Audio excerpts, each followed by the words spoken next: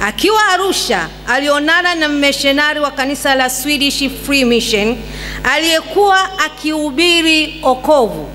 Aliupokea ujumbe wa wokovu na kubatizwa. Baadaye mmissionari huyo alienda na mzee Lazaro kwenye mkutano Tabora, na huko ndiko alipojazwa Roho Mtakatifu kwa mara ya kwanza na kunena kwa lugha mpya. Baada ya hapo, Askofu Lazaro akawa mtu wa kwanza kujielekeza kuwashirikisha watu wa Masama uamsho wa Kipentekoste.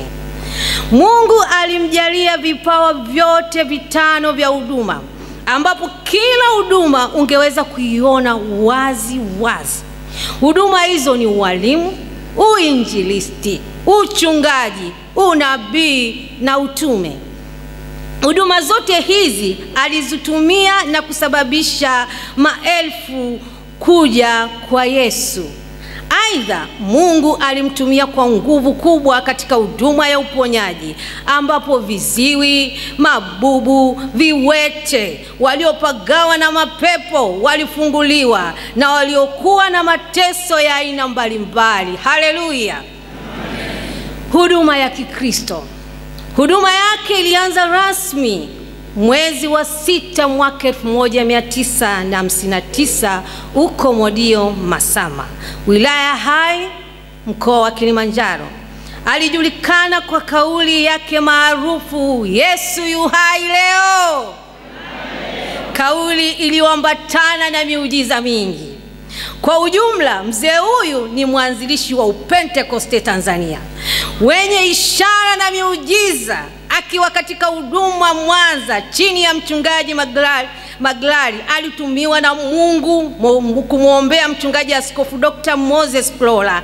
Akiwa anaumwa, akaokoka na kuponywa kabisa na kuanza kuhubiri Injili kama mwinjilisti wa taifa. Hivyo kupitia miujiza huo wa nguvu wa Injili ya Kipentekoste, ikapamba moto kwa watumishi hawa wawili, mchungaji Askofu Dr. Emmanuel Lazaro na mchungaji Askofu Moses Plola, hadi nchi ikatikisika.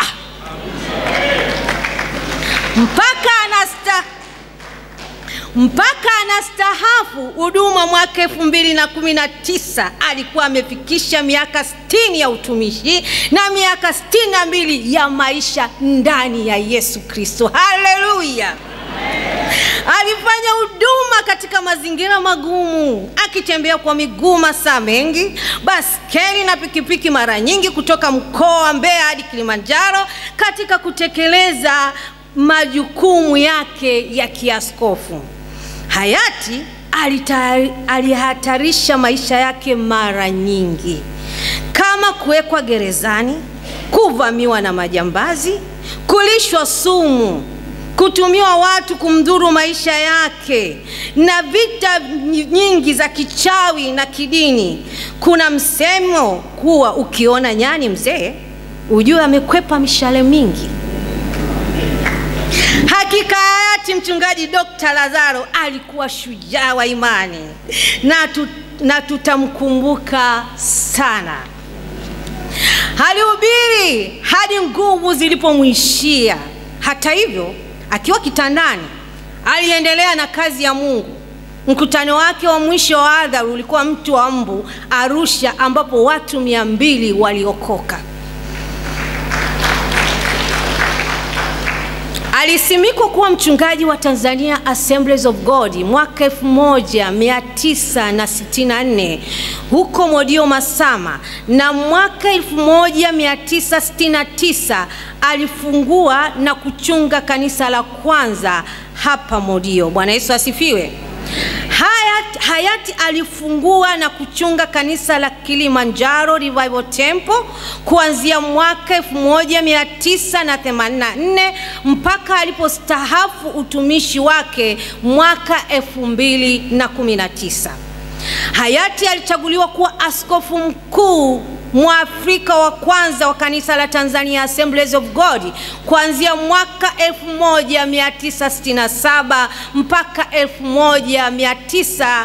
1992, miaka 24 ya uaskofu. Hayati alifanya kazi ya Mungu ndani na nje ya nchi ya Tanzania. Alisafiri na kufanya huduma katika mataifa kadhaa kama Marekani, Sweden, Denmark, Ujerumani, Nigeria, Sri Lanka, Canada, Kenya, Uganda, Malawi, Zambia, Zimbabwe, Burundi na nchi nyingi barani Afrika. Shujaa wetu wa imani alijenga kituo cha uinjilisti Tagemi, maalum kwa ajili ya kufundisha na kuwanoa wainjilisti kwa ajili ya utumishi. Kituo hicho alichokijenga alitoa zawadi kwa kanisa la Tanzania Assemblies of God ili kuendeleza maono hayo ya Injili. Amen.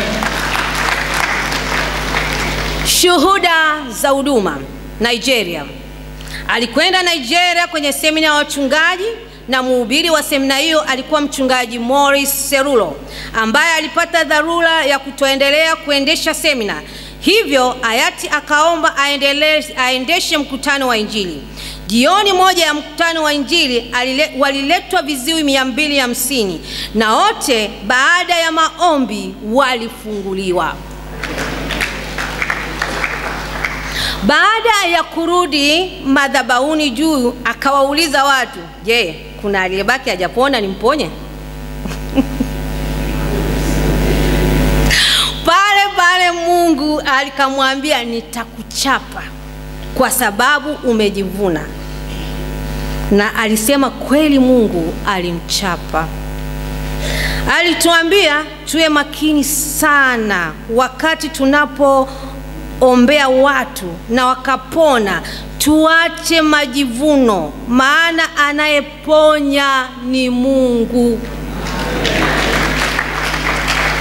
Hasa wainjilisti vijana, kama alivyokuwa kipindi hicho, alifanya makosa. Kesho yake watu walijaa kwenye mkutano mpaka serikali iliogopa na kuleta polisi, na shule ya mabubu na viziwi ilifungwa kwa sababu hakukuwa na viziwi wala mabubu kesho yake. Haleluya! Baada ya mkutano, watu walipokuja kutoka maeneo ya mbali walikuta mkutano umekwisha.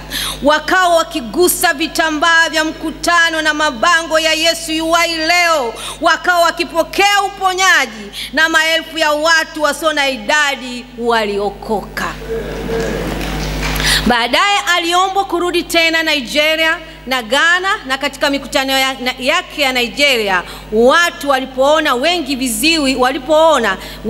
viwete, viziwi na mabubu, mpaka akiwa kwenye madhabahu akamuona malaika akipita katikati ya watu, na ikabidi ashuke chini kumfuata. Lakini kila alipokwenda kumfuatilia, anakuta kule malaika alipopita kiwete anatembea, anaonyesha magongo juu na viziwi wanashangilia wamepona, na hakuweza tena kumfuatilia. Ikabidi arudi madhabahuni kumtukuza Bwana Yesu. Tanzania, shuhuda wake huduma katika Tanzania. Shuhuda nyingine ni zile za mikutano aliyofanya mkoa wa Tanga Mweza, mkoa wa Arusha Mererani na Kilimanjaro Bonite. Aliwaambia makutano wasiondoke kwenye mkutano, wabaki na kulisikiliza neno la Mungu. Mvua kubwa sana iliendelea kunyesha kuzunguka uwanja. Wakati huo wale waliokuwa ndani ya uwanja walikuwa salama mpaka alipomaliza mkutano na kurudi nyumbani, na mamia ya watu walimwamini Yesu. Mkutano mwingine wa miujiza ya ajabu ni ule mkutano wa Kondoa kanisani aliyokuwa anachunga mchungaji Douglas Mosi. Wakati wa mkutano, kila wakati waimbaji walipoimba, mapepo yalitimka sokoni, eneo mbali na mkutano, na watu wakawa wanakuja kuwaita wahudumu kwenda kuwachukua waliopagawa na kuwaleta kwenye mkutano ili waombewe, na watu wengi waliokoka na kumfuata Yesu. Tukuyu, Mbeya, Disemba mwaka 1976 ulifanyika mkutano mkubwa wa Injili. Maelfu ya watu walijaa. Wakati mahubiri yanaendelea, ghafla likatokea tetemeko. Watu wakaogopa sana. Kumbe nguvu ya Mungu ilikuwa imeshuka. Mara vipofu wakaanza kuona, viziwi kusikia, mapepo kutoka. Utukufu wa Mungu ulishuka. Mamia ya watu waliokoka. Mkutano unashuhudiwa mpaka leo. Tanga mjini, Julai 1973, katika viwanja vya Tangamano ulifanyika mkutano mkubwa sana wa Injili, ambapo mhubiri alikuwa mchungaji Askofu Dr. Emmanuel Lazaro. Muujiza wa kwanza ni wa mtu mmoja wa jamii ya Kihindi aliyekuwa akiishi barabara ya 11. Alikuwa kipofu kabisa. Aliponywa upofu wake na kuokolewa. Muujiza wa pili ni wa binti mmoja aliyekuwa anaitwa Penuel Efraimu. Wakati huo binti huyo alikuwa mdogo wa darasa la 6.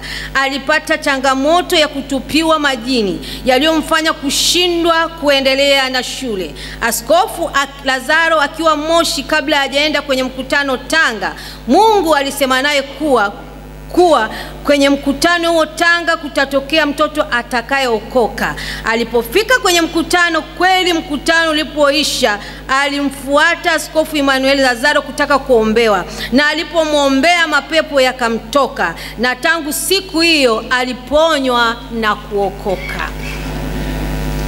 Morogoro mjini mwaka 1975 chini ya mchungaji Petro Ngunja ulifanyika mkutano mkubwa sana, ambapo mhubiri alikuwa mchungaji Dr. Emmanuel Lazaro. Viwete na waliokuwa wamepinda miguu walifunguliwa, wenye shida ya mgongo, kichwa na matatizo mengine ya mwili waliponywa kwa wingi na kuokolewa. Mchango katika ujenzi wa kanisa. Hayati alijenga kanisa la kwanza la miti Modio Masama mwaka 1963 baada ya vita kali ya kudhulumiwa kiwanja cha kanisa na wapinzani wa Injili. Mwaka 1971 aliona Biblia za Wagideoni zikisambazwa bure kwa watu, ndipo akaguswa sana moyoni. Aliazimia moyoni kwa wivu wa kimungu na kuwa kama kuna mtu anasambaza Biblia bure duniani kote, kwa nini na yeye asifanye jambo ambalo litagusa watu wa Mungu pia? Ndipo akapata maono ya ujenzi wa makanisa kwa fedha inayotokana na mapato yake binafsi. Mwaka huo alipata maono ya jengo kubwa la kanisa. Alisema kwa imani, kabla ya kumaliza safari yake duniani, atajenga kanisa ambalo litakuwa na uwezo wa kuingiza watu 5,000. Alianza ujenzi wa kanisa la Kilimanjaro Revival Temple kwa kushirikiana na washirika wake. Kanisa hili likakamilika kwa 100%, akiwa na nguvu, ambalo lina uwezo wa kuhudumia watu 5,000 katika kumbi zake zote, na sisi sote ni wanufaika wa maono ya ushujaa wa imani yake. Bwana Yesu asifiwe. Hayati Askofu Lazaro alikuwa na maono ya kujenga makanisa 80 kabla hajaondoka. Hata hivyo, Mungu alimpa neema ya kujenga makanisa 13 ya viwango vya juu kwa fedha yake mwenyewe. Alikuwa akijenga kanisa, ananunua viti au mabenchi, madhabahu na vifaa vya ibada, umeme na maji na mahitaji yote ya muhimu. Hii ni nje na michango yake ya ujenzi wa makanisa mengine aliyochangia fedha au vifaa. Uongozi wa kanisa. Nyadhifa mbalimbali alizowahi kushika ndani ya kanisa. Wa kwanza, mchungaji. Namba 1, mchungaji kiongozi wa kanisa la Modio mwaka 1959 mpaka 1967. 2, mwangalizi wa kwanza wa makanisa ya Tanzania Assemblies of God ya mkoa wa Kilimanjaro, Arusha, Dodoma, Iringa na Mwanza mwaka 1964. 3. Askofu mkuu wa Tanzania Assemblies of God mwaka 1967 mpaka mwaka 1992. 4. Mchungaji kiongozi wa kanisa la Kilimanjaro Revival Temple mwaka 1984 mpaka mwaka 2019. Namba 5. Amechunga kanisa la Tanzania Assemblies of God Mlandege, Iringa. 6. Amechunga kanisa la Tanzania Assemblies of God Calvary Temple, Arusha. 7. Amechunga kanisa la Tanzania Assemblies of God Dodoma, TAG ICC ya leo. 8. Mwinjilisti wa kitaifa na kimataifa maisha yake yote. Tunzo za heshima. Hayati mchungaji Dr. Emmanuel Lazaro wakati wa uhai wake alitunikiwa nishani mbalimbali kama ifuatavyo: Doctor of Christian Mission kutoka Japan Institute. 2. Jubilee ya miaka 50 kutoka Christian Ambassador Taifa mwaka 2017. C. Tunzo ya heshima kutoka WWK Revival Temple mwaka 2018. D. Mchungaji msimikwa zaidi ya miaka 50 kutoka Tanzania Assemblies of God mwaka 2024. E. Uongozi wa mahiri wa kanisa kutoka Tanzania Assemblies of God Kilimanjaro Revival Temple 2019. F. Kulinda imani kutoka Tanzania Assemblies of God Ilala mwaka 2023. G. Maadhimisho ya Tanzania Assemblies of God miaka 75 kutoka Tanzania Assemblies of God mwaka 2014. H. Maadhimisho ya TAG miaka 85 kutoka Tanzania Assemblies of God 2024. I. Mwanzilishi wa kanisa la Tanzania Assemblies of God Modio kutoka Tanzania Assemblies of God Masama Modio mwaka wa 2010. J. Miongoni mwa waanzilishi waliosababisha uamsho Afrika mwaka 1971 kutoka MCWE USA. Ugonjwa na kifo. Hayati alianza kupata changamoto ya maradhi ya utu uzima tangu mwaka 2018 na alitibiwa hospitali ya Muhimbili na baadaye India. Afya yake iliendelea vizuri sana na aliendelea na huduma kwa mwaka mmoja. Hali ya afya yake ilidhoofika tena na alipata matibabu hospitali mbalimbali kama Bugando Mwanza, KSMC Moshi, hospitali ya Sefu ya Dar es Salaam. Pamoja na matibabu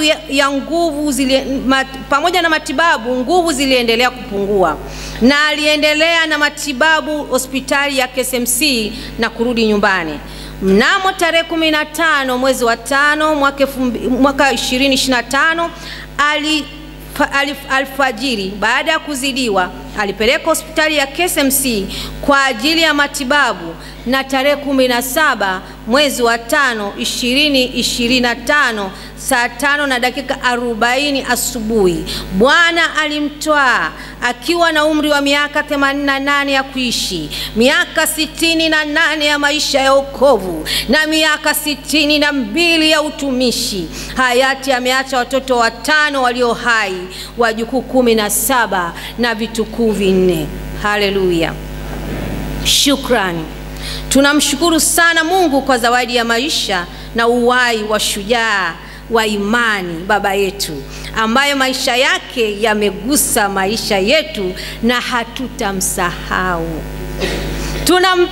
Tunapenda kushukuru Askofu Mkuu wa Kanisa la Tanzania Assemblies of God, Mchungaji Askofu Dr. Barnabas Weston Mtokambali na kamati yake kwa namna walivyoshirikiana nasi toka shujaa wa imani baba yetu alipokuwa hai, alipougua na hata alipotuacha.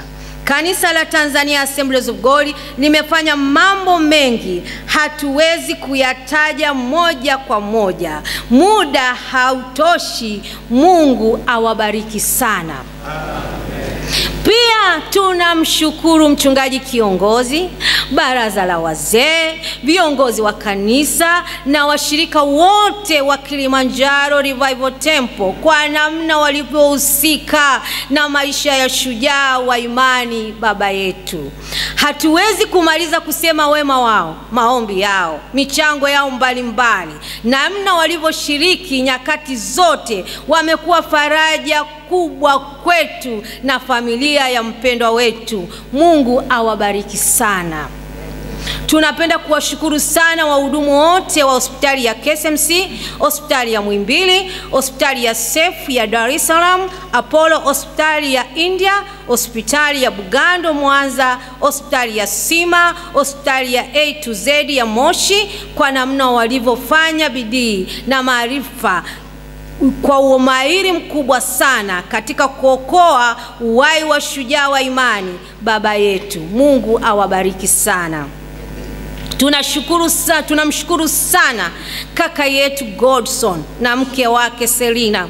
Wamekuwa karibu zaidi na mji wa baba, walihakikisha wanamhudumia kwa haraka na wanafamilia wanapata taarifa sahihi ili kufanya maamuzi ya pamoja ya namna ya kumhudumia hayati baba yetu kwa kupatiwa huduma zote stahiki na maendeleo ya afya ya baba yetu kila wakati. Mungu awabariki. Kipekee tunawashukuru vijana wawili, kijana wetu Godfrey Saria na dada Vanessa Kweka, ambao kwa miaka 6 mfululizo wamekuwa wakisaidia shughuli zote za nyumbani katika kumhudumia baba kwa maelekezo ya msimamizi mkuu bila kuchoka na bila kukata tamaa. Ninaomba mkutano huu uwatambue vijana hawa muhimu sana waliomhudumia shujaa wa imani baba yetu. Naomba msimame.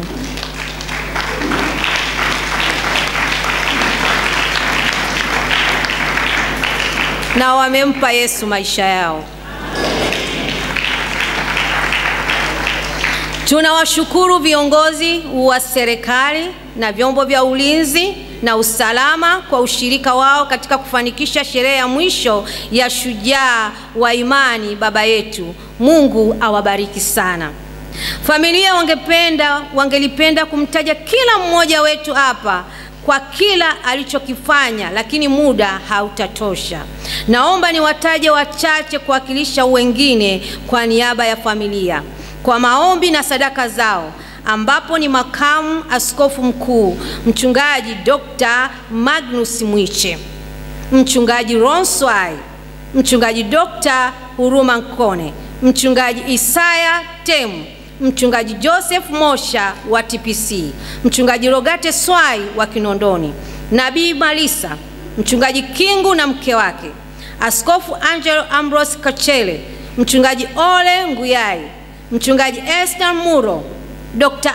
Ali wa A to Z Hospital, Nasi Jackson Rwemam, mzee Sinare na mke wake mhandisi, Felician Mramba, mchungaji Glorious Shaw, familia ya Saba Swai na familia ya Joshua Kweka, Mr. Ibrahim Shayo, Ibrahim Line, Tumaini Mwansoni, Oklina Masalema, Robert Mkenda, ndugu Alex Lisu na mke wake Caroline Lisu, Mr. Albert Mruma, Dr. Everest Mchomi, Mama Victoria Njau, Dr. Ngatulile wa Msima, mzee Eliseta Kwayu, mzee Clement Kwayu, Askofu Eliudi Isanja na wengine ambao hatukuwataja hapa.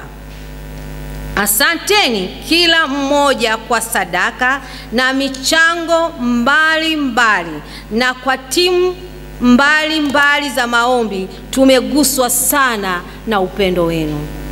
Hitimisho.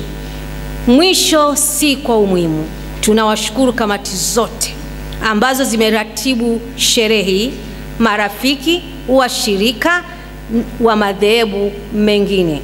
Taasisi mbalimbali zilizoshirikiana nasi leo, waliopo hapa na waliopo nje ya nchi, wanaofuatilia sherehe hizi za Shujaa wa Imani, wana Kilimanjaro na wana Tanzania wote kwa ujumla, tunasema Mungu awabariki sana kwa faraja kubwa mliotupa.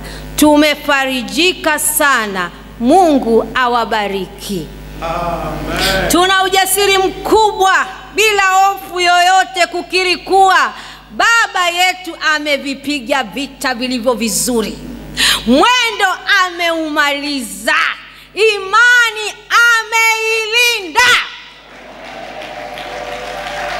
Na tunasema na walio na hekima watang'aa kama mwangaza wa anga, na hao waongozao wengine kutenda haki watang'aa kama nyota milele na milele na milele.